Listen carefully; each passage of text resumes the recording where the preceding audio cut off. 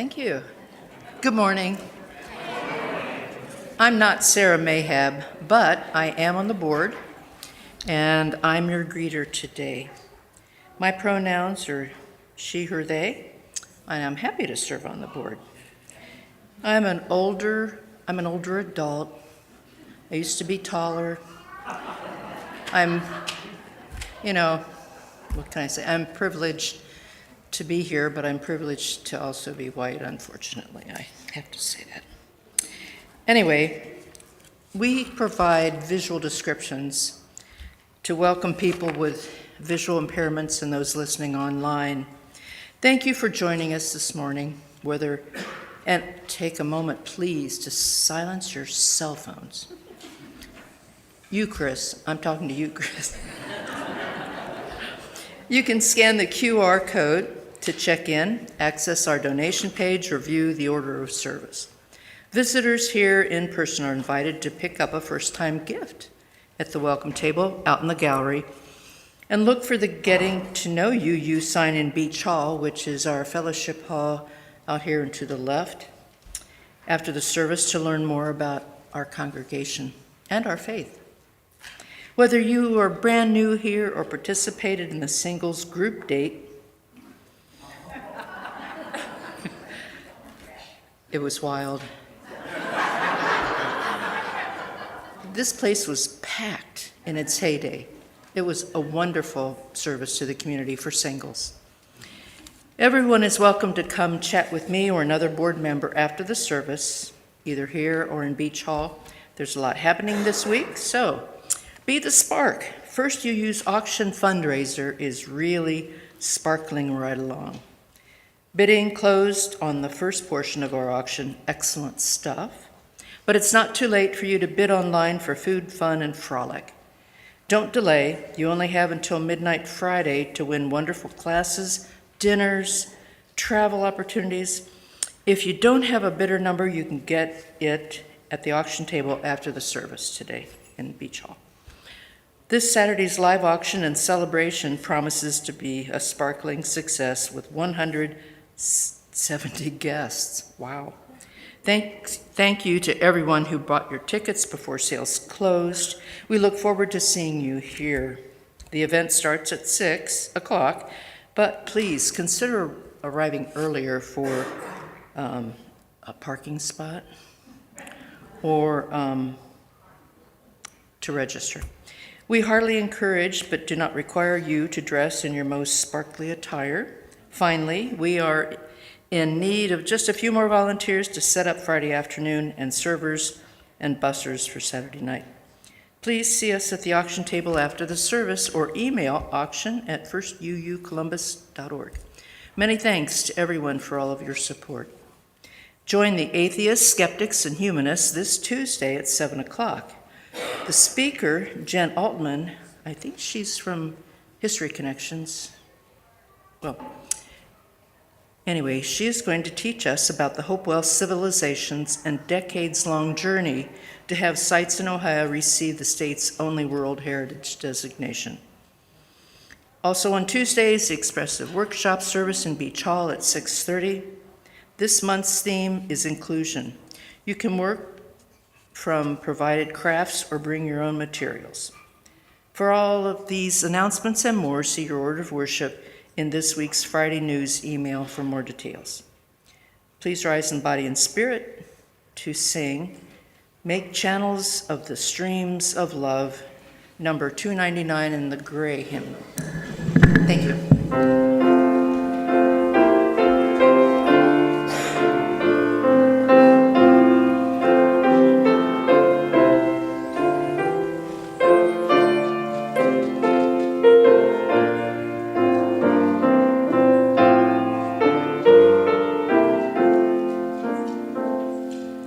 Make channels for the streams of love, where they may broadly run, and love has overflowing streams to fill them everyone. But if at any time we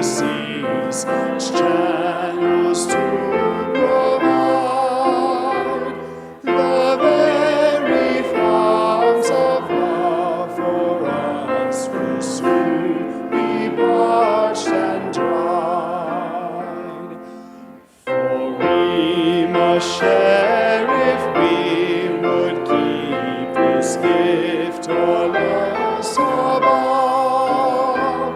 We cease to give, we cease to have, such is the law of love.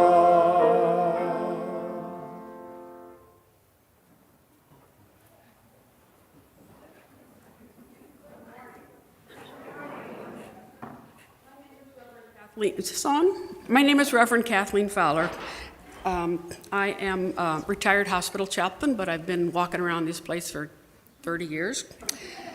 I'm a white woman in my mid-70s. I'm short, and I have short graying hair, and today I'm wearing an orange long jacket.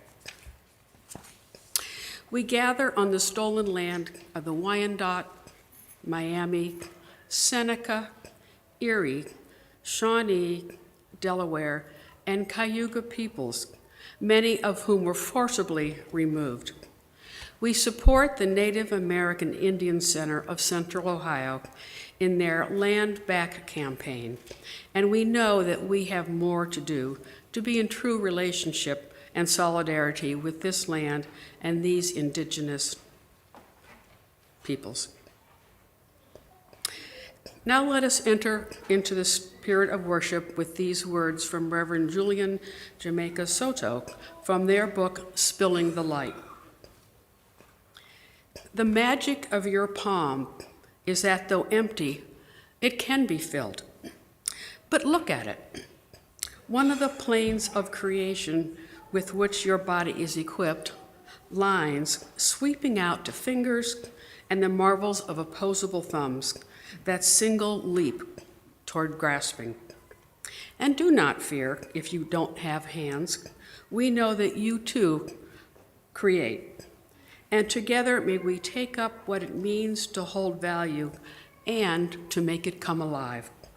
More than only thought and feeling, rather being, doing, and becoming. A sculpted expression, colorful, an embodiment of why we are, what we do, and what we will yet become. And now it is time for our children to meet Amber in the back to prepare to bring in the light.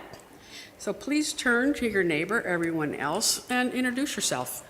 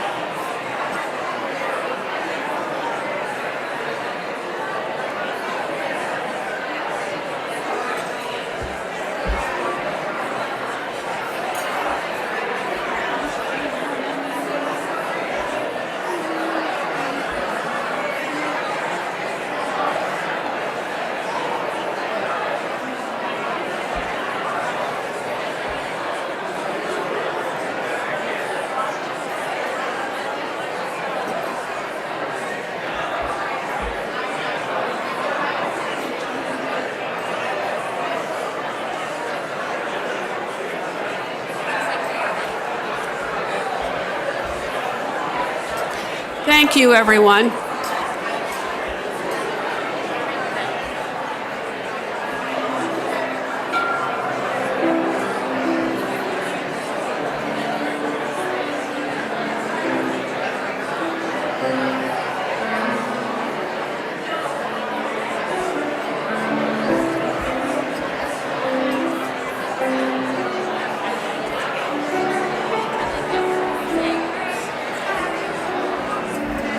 Come on back, y'all.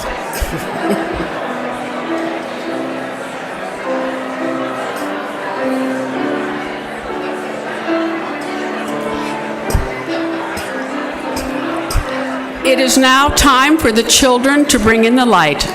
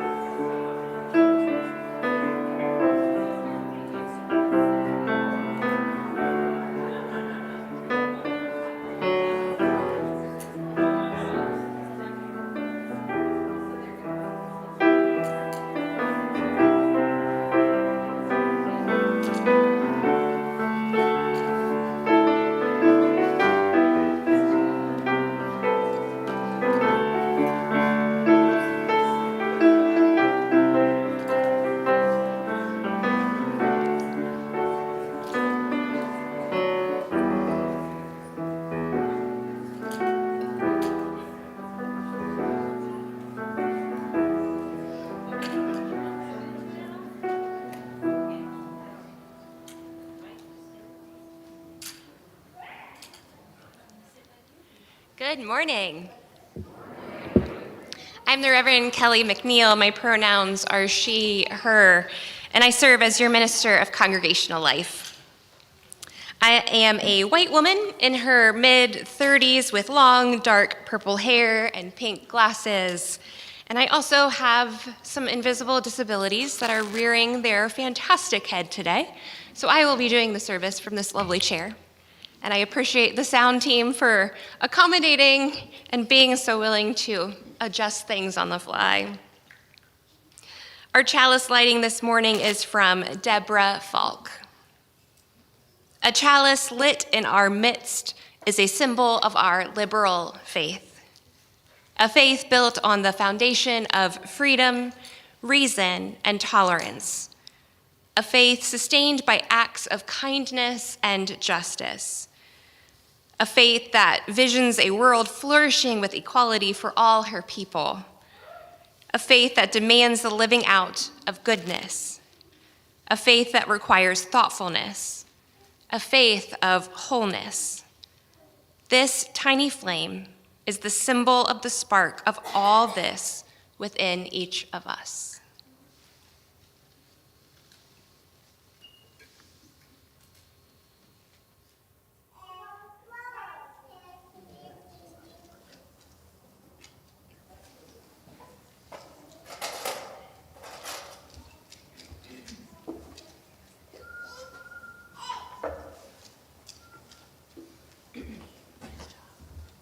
Thank you, Elora, for your help lighting our chalice.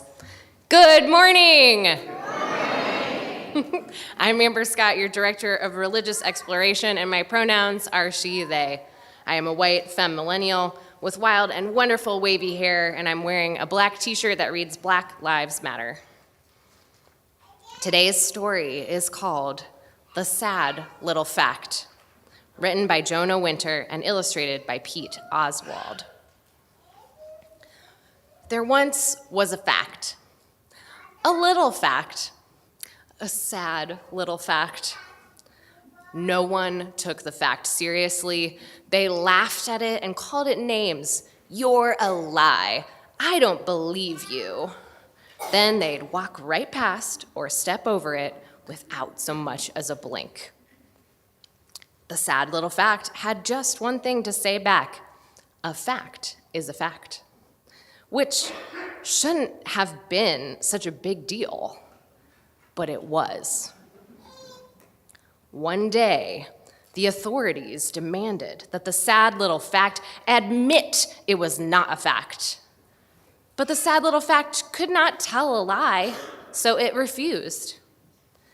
Now the authorities grew angry, and they hurled the sad little fact into a big box, closed the lid, and buried it deep underground.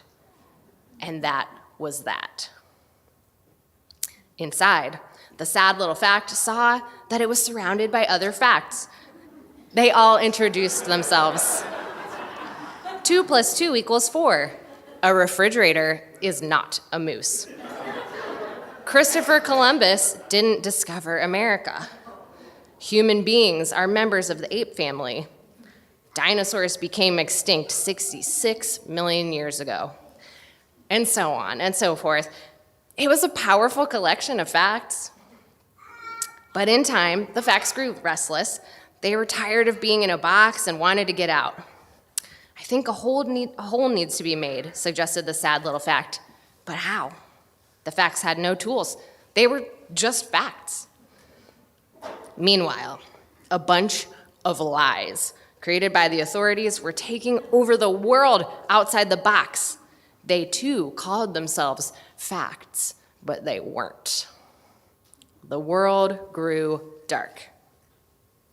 A hardy band of fact finders were troubled by the situation. "Where are the real facts?" they cried. "Where have you buried them?" But the only reply they got was, "These are the facts." And so the fact finders started digging, equipped with only shovels, flashlights, and a need to know the truth. They dug a tunnel deep, deep underground. At last, they heard voices, the sound of facts, hoping to be discovered, and found the box. They hoisted it out of the darkness and let out the facts. In the clear blue light of day, the facts were glorious in all their factual splendor. The earth revolves around the sun, and people are causing the earth to get warmer. A fact is a fact, cried the sad little fact, who was not so sad anymore. A fact is a fact, they all cried in unison. Some people chose to ignore the facts, turning their backs and walking away in a huff. But for those with minds to think and a need to know the truth, the facts could not be denied. And that's a fact.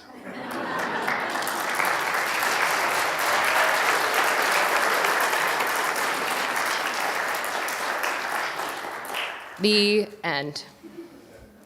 Seeking truth, working for justice, and living our values can be extra difficult in the face of stubborn misinformation. Together, we are called to examine what's fair and unfair in our community and our larger world. Please remain seated with hands over your hearts as we sing How Could Anyone, number 1053, to sing our beloved children back to their families and out to class.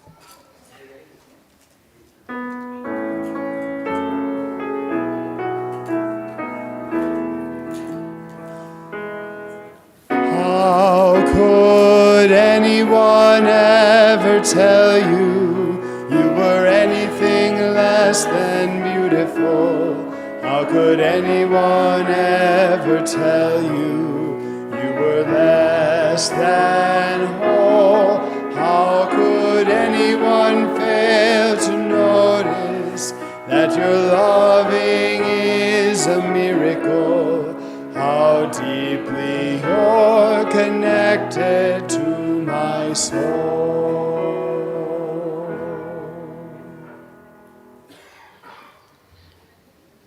Our Share the Plate recipient for this month is the People's Justice Project, or PJP, which was founded in 2014. PJP builds the power of Black and brown people disproportionately impacted by state violence, mass criminalization, and incarceration by centering community organizing and leadership development. PJP has supported the families of Casey Goodson Jr., Andre Hill, Makia Bryant, and many others killed by local police as part of their work for change. First UU has partnered with PJP in multiple ways since 2016, from providing meeting space to showing up to actions doing research on Columbus policing. We hope to continue and strengthen our relationship. In addition to passing the basket, you can text to give, scan the QR code, or visit firstuucolumbus.org/donate. Thank you for your generosity.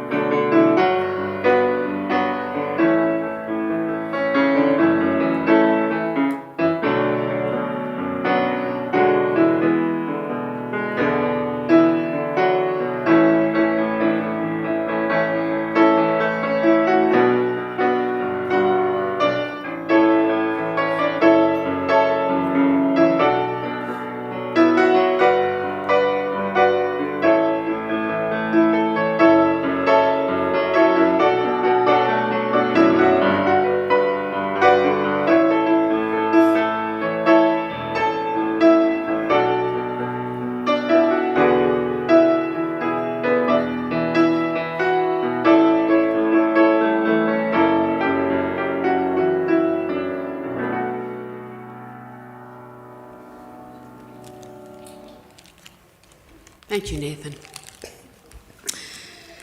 The pastoral listener for today is, I don't think I know this person very well.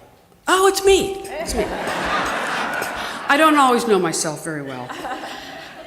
So just a transition, let's just take a moment and have a few breaths, just to center ourselves.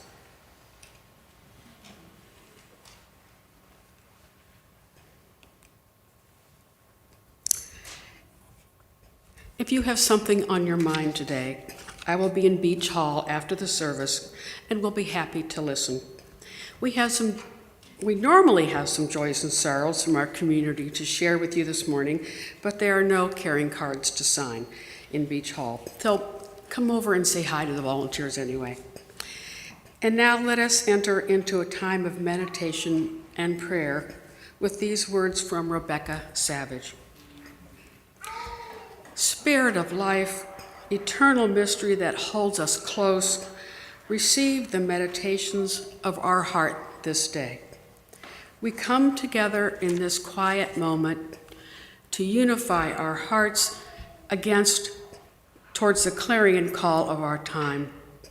May justice and equity guide us to great connection, a greater truth, a part of us that is just as great. To approach dismantling systems of oppression within us in order for us all to be free.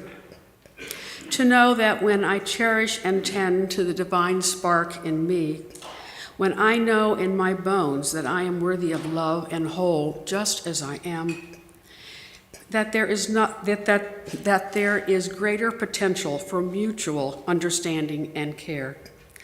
Love is not scarce. Our ability to extend compassion and grace can be. I place my hand over my heart and know I can feel the spirit of life within me.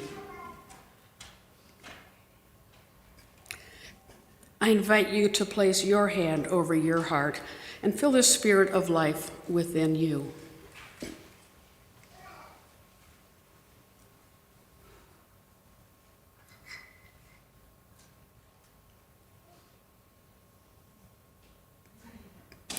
The spirit of life is divine within us.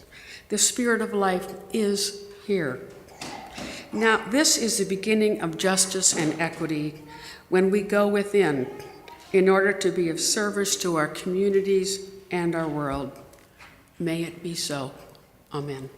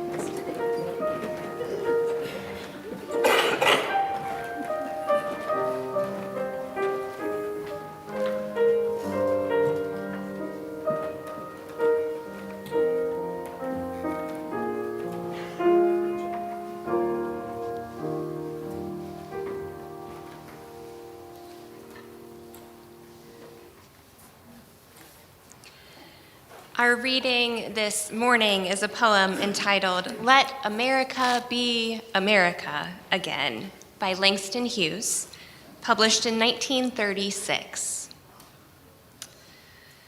Let America be America again. Let it be the dream it used to be. Let it be the pioneer on the plain, seeking a home where he himself is free. America never was America to me. Let America be the dream the dreamers dreamed. Let it be that great, strong land of love where never kings connive nor tyrants scheme that any man be crushed by one above. It never was America to me. Oh, let my land be a land where liberty is crowned with no false patriotic wreath, but opportunity is real and life is free. Equality is in the air we breathe. There's never been equality for me, nor freedom in this homeland of the free. Say, who are you that mumbles in the dark? And who are you that draws your veil across the stars?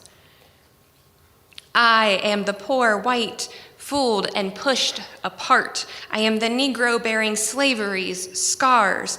I am the red man driven from the land. I am the immigrant clutching the hope I seek and finding only the same old stupid plan of dog eat dog, of mighty crush the weak. I am the young man full of strength and hope, tangled in that ancient, endless chain of profit, power, gain, of grab the land, of grab the gold, of grab the ways of satisfying need, of work the men, of take the pay, of owning everything for one's own greed. I am the farmer, bondsman to the soil. I am the worker sold to the machine. I am the Negro, servant to you all. I am the people, humble, hungry, mean, hungry yet today, despite the dream, beaten yet today, oh pioneers, I am the man who never got ahead, the poorest worker bartered through the years. Yet I'm the one who dreamt our basic dream in the old world while still a serf of kings, who dreamt a dream so strong, so brave, so true, that even yet its mighty daring sings in every brick and stone, in every furrow turned. That's made America the land it has become. Oh, I'm the man who sailed those early seas in search of what I meant to be my home. For I'm the one who left dark Ireland's shore and Poland's plain and England's grassy lay, and torn from black Africa's strand I came to build a homeland of the free. The free. Who said the free? Not me. Surely not me. The millions on relief today? The millions shot down when we strike? The millions who have nothing for our pay? For all the dreams we've dreamed, and all the songs we've sung, and all the hopes we've held, and all the flags we've hung, the millions who have nothing for our pay, except the dream that's almost dead today. Oh, let America be America again, the land that never has been yet, and yet must be, the land where every man is free, the land that's mine, the poor man's, Indians, Negroes, me, who made America, whose sweat and blood, whose faith and pain, whose hand at the foundry, whose plow in the rain, must bring back our mighty dream again. Sure, call me any ugly name you choose, the steel of freedom does not stain. From those who live like leeches on the people's lives, we must take back our land again, America. Oh yes, I say it plain, America never was America to me. And yet I swear this oath, America will be. Out of the rack and ruin of our gangster death, the rape and rot of graft and stealth and lies, we, the people, must redeem the land, the mines, the plants, the rivers, the mountains, and the endless plain, all the stretch of these great green states, and make America again. And now Reverend Kathleen will ring our temple bell as we have a moment of silence together.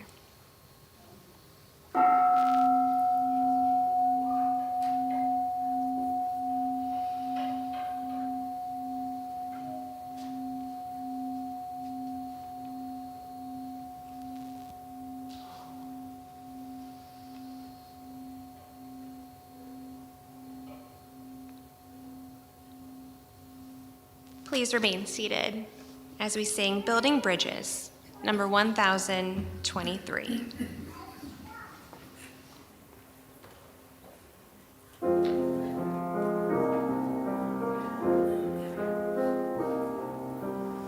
Building bridges between our divisions, I reach out to you, will you reach out to me? With all of our voices and all of our visions, friends, we could make such sweet harmony. Building bridges between our divisions, I reach out to you, will you reach out to me? With all of our voices and all of our visions, friends, we could make such sweet harmony.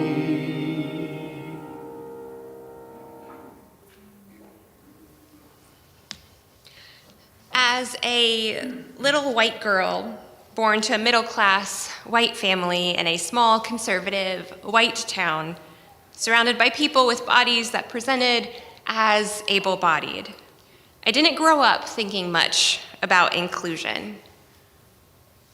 Sure, I had those moments of feeling excluded because of my gender, receiving messages that my place was not out in the mud with my brother, but inside, taking care of the house with my mom. But most of the time, I was not challenged to think critically of anyone else's needs beyond my own. Growing older, experiencing more of life and the challenges too many of us face at the hands of another, having power and control forcefully and violently taken away from me, I started becoming more aware of the empty hole that is created when you don't feel included. When you are the person on the outside of the house watching through the window at the picturesque Hallmark movie Perfect Life. But I'm not ashamed to admit that I was still woefully unaware of the ways in which I moved throughout the world without having to consider if those around me and those impacted by decisions I was making were having the opportunity to experience life in the same ways as I. And then, in my late teens, a disability that had lived relatively dormant in my DNA up to the point started to take control of my life. Suddenly, my body was no longer capable of being the energetic, fueled by Pizza Hut cinnamon sticks before cheering at a Friday night football game body that it had previously been. No longer was I able to consider a world in which I would go to practice a minimum of 3 times a week, flipping, tumbling, jumping high, and pushing myself to my mental and physical limits. No longer do I have the freedom to do what I want, when I want, and not even have to think twice if I'm going to need a recovery day or two, if I'll physically be able to get out of bed in the morning. I promise you I wrote this before I woke up this morning. And as I and the world started othering me, I stopped being included in things. "Oh, we didn't know if it would be rude to ask or not," became a common response I would get when expressing hurt at being excluded from something or when my needs were ignored. I know that even with the difficulties I experience in my daily life, I am incredibly privileged. I got the opportunity to experience unquestioned inclusion for a large percentage of my life. I had the privilege of not having to consider the invisible and visible barriers in place that many in this country experience from the moments they take their first breath. I've gotten to experience the privilege that can pretend that equality and equity are the same thing and produce the same results. I'd like to draw your attention to the screen. There's an image here that you may or may not be familiar with. In 3 of the 4 images, we see 3 individuals on different heights trying to look over a fence so they can watch a soccer game. The fence represents a literal barrier, preventing some from being able to watch the game. Moving left to right in the first panel labeled as reality, we see that the individual on the left stands on 4 boxes, being elevated far beyond what is necessary to have access to the game. The person in the middle stands on 1 box, just enough for them to comfortably see over the fence. The third person stands in a hole, stuck staring at the barrier but having no access to the game.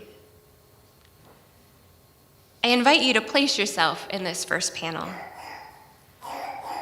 When you were born, which person represented your lived experience? At different points in your life as things change and life happens, did you find yourself in a different position? What about in different situations, for example, at work or at home?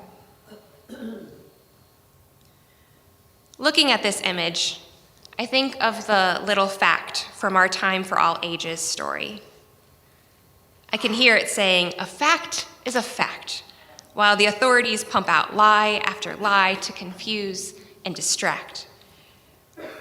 Because this fact, the reality that this is the society in which we live, in which we feed into and maintain by our actions or inactions, is painful.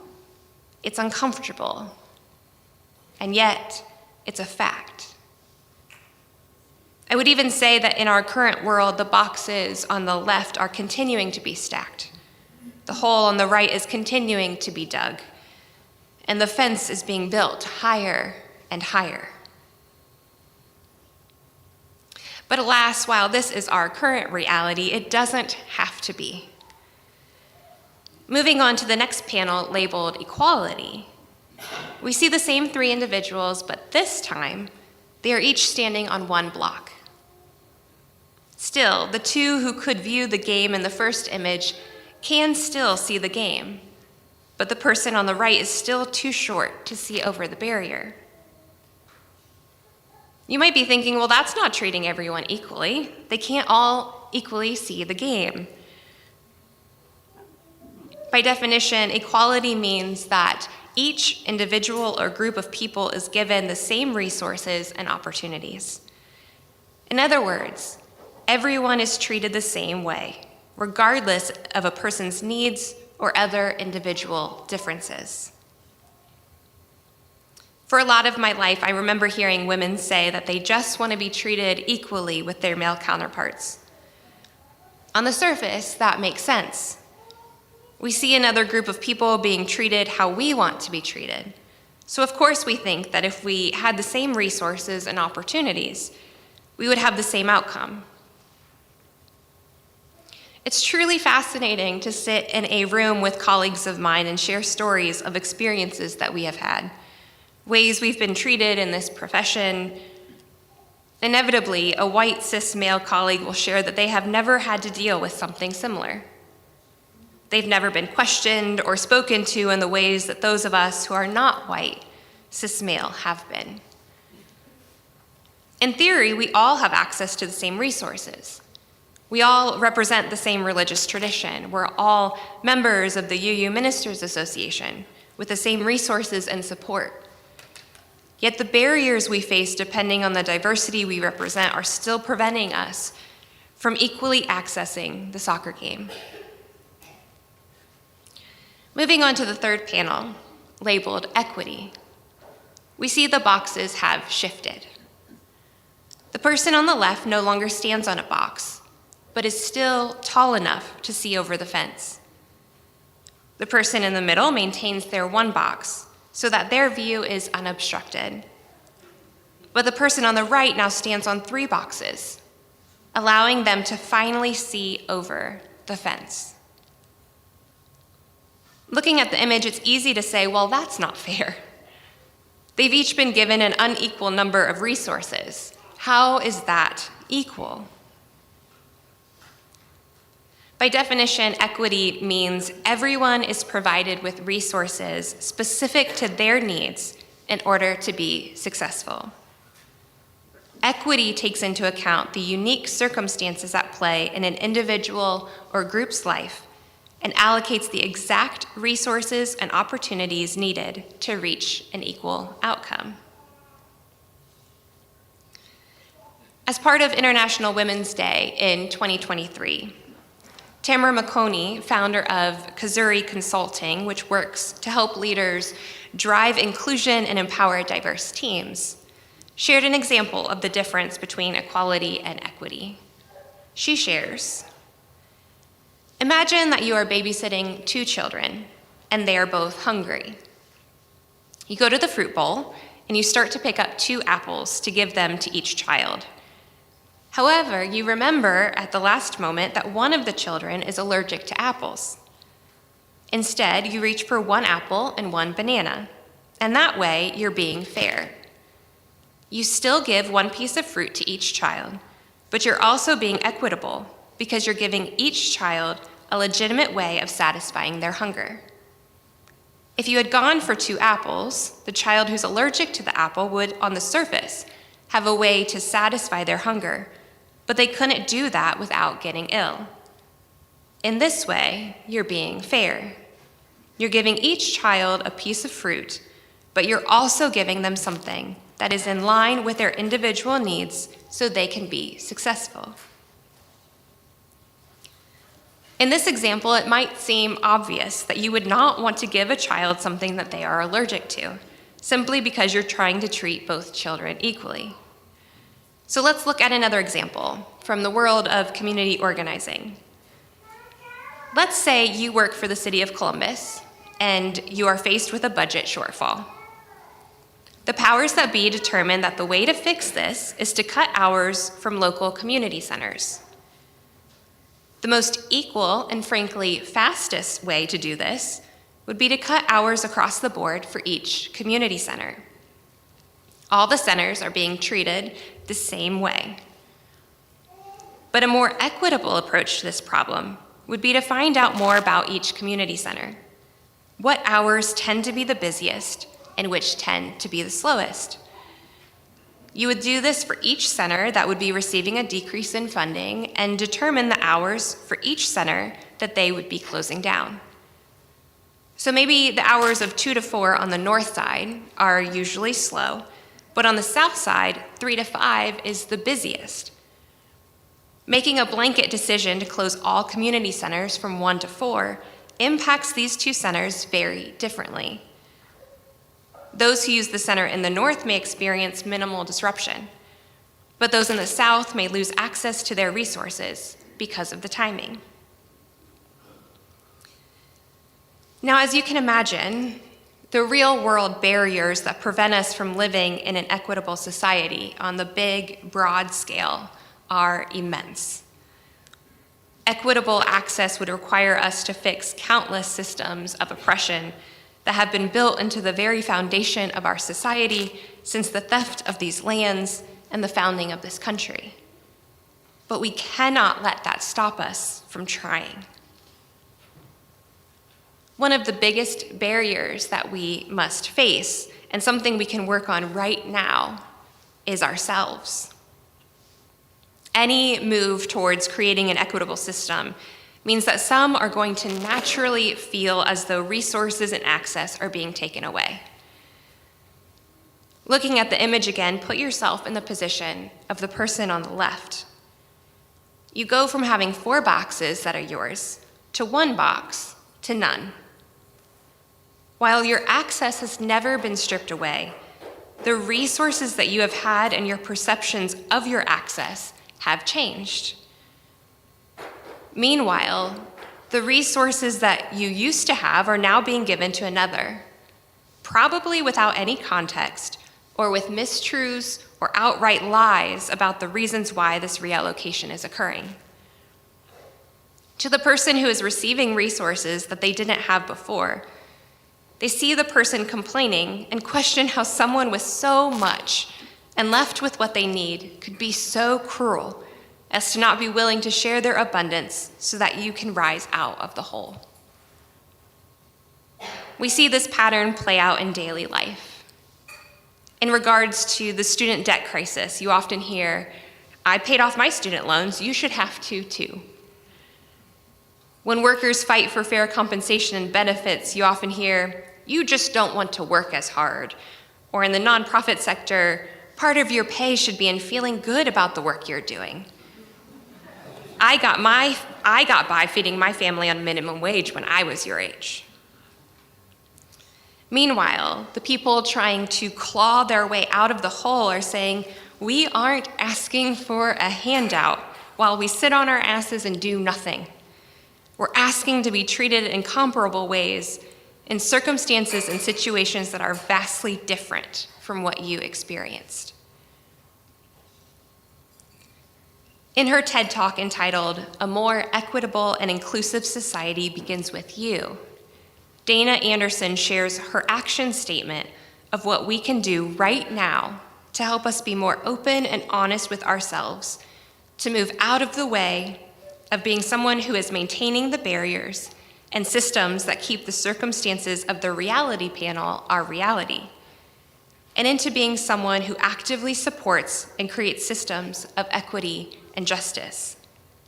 She calls this action statement the 4 A's: assess, access, arrive, and advocate. Assess. Take inventory of your blessings, privilege, and power. Normalize acknowledging where you have privilege that can positively impact others. She shares that as a Black woman, her daily practice of writing out her privileges and blessings has helped her see the privileges in her life that she can use to help her community. For example, she shares her lack of fear around public speaking and her access to speaking and being listened to. She invites us to record these thoughts, not to make ourselves feel guilty for what we have, but to acknowledge that what we have is a gift that needs to be used to help uplift. The second A, access. Dana invites us to access the parts of yourself that can benefit from doing more work, biases you're afraid to admit, fear of speaking up before your peers. She invites us to access those parts of ourselves so that we may name what holds us back and work to remove the power of those barriers. The third A, arrive. She calls us to show up. Show up each day as someone ready to be of service. We get to decide who shows up and who we want to be. She states, show up in whatever ways you can, because all of our little ways add up to a big collective change. And finally, the fourth A, advocate. Use your voice. Whether you have perceived power or not in your various situations, you can make decisions to proactively use your privilege and stick with it. Don't wait to react to a tragic event. Performative acts only build transactional relationships and temporary awareness, while proactive advocacy builds a lasting impact with rippling effects. We may not be able to do what we want to do and tear down systems of oppression, building a better world and a better way that instantly makes this world a better, safer, healthier place to live. But we can throw the stones that create the rippling effect that does finally lead to lasting change. We must examine within ourselves where we are failing to allow for our privileges and are clinging tight to our boxes of resources to the detriment of those staring up at us from the whole. As Unitarian Universalists, we are called and we covenant to do this work. Equity is one of our value statements. We declare that every person is inherently worthy and has the right to flourish with dignity, love, and compassion. And we covenant to use our time, wisdom, attention, and money to build and sustain fully accessible and inclusive communities. As the world around us continues to fall apart, it is our responsibility, our mandate as Unitarian Universalists, to use what we have, including our time, wisdom, attention, and money, to examine where we are falling short or refusing to move out of the way of progress and equity, and to create the environment here that allows all of us to show up as our full, authentic selves. Ask for help, celebrate our successes, and learn from our mistakes, and create the world that we know is possible. But it's going to take each and every one of us. May it always be so.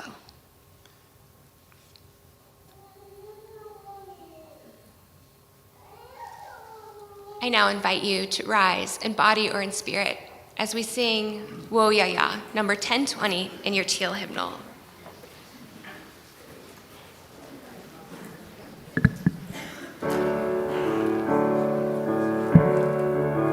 We are going, heaven knows where we are going, but we know within, and we will get there. Heaven knows how we will get there, but we know we will. It will be hard, we know, and the road will be muddy and rough, but we'll get there.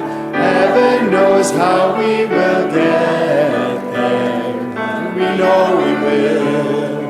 Oh yeah, yeah. Oh yeah, yeah. Oh yeah, yeah. Oh yeah, yeah. We are going. Heaven knows where we are going, but we know within, and we will get there. Heaven knows how we will get there, but we know we will. Oh yeah, yeah. Oh yeah, yeah. Oh yeah, yeah. Oh yeah, yeah. Oh yeah, yeah, yeah, yeah. Oh yeah, yeah, yeah, yeah. Oh yeah, yeah, yeah, yeah. Oh yeah, yeah, yeah.